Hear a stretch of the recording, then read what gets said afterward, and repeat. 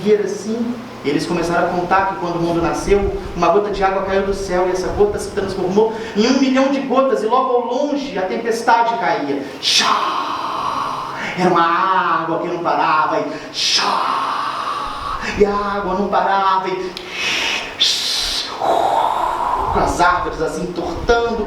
Aí a tartaruga olhou para ela e falou assim, ó, isso é para a senhora aprender uma lição. Não adianta nada esse negócio de nada disso.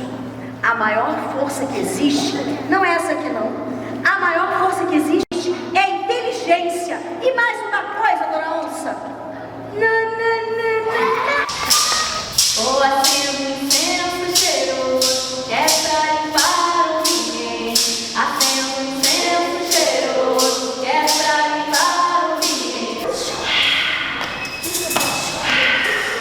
O mar tava gostoso, tava amoroso, a ondinha era fraquinha, mas de repente veio um montão assim, ó, em formato de mão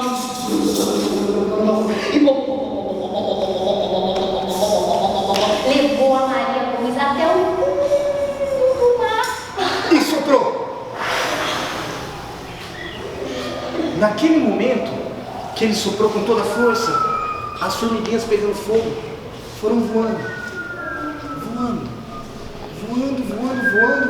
E de tamanha força que ele soprou, elas chegaram até o céu.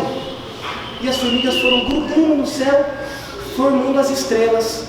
E nesse dia apareceram as estrelas e foi o primeiro dia que o mundo escutou o som do didgeridoo. Vocês querem ouvir? Sim!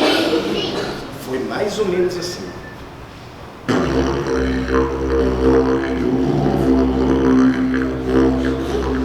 Eu sempre tenho participado como contador, muitas vezes partilhando minhas pesquisas, meus modos de olhar para o fenômeno. E este ano, graças a um convite muito alegre, né, que a Cláudia Silva me fez, eu compus a equipe de curadoria e tenho muita alegria mesmo porque a gente recebeu mais de 100 projetos e eu posso dizer que todos, ou quase todos, poderiam estar nessa mostra, né? E acho que isso significa um avanço também da arte narrativa no país, né? Projetos de muita qualidade e eu acho que fica também uma sugestão ao poder público e às políticas públicas deste país e do estado do Paraná, da cidade de Londrina, para ampliação da verba pública, né? Porque qualidade a gente tem, diversidade a gente tem. O que falta às vezes é recurso.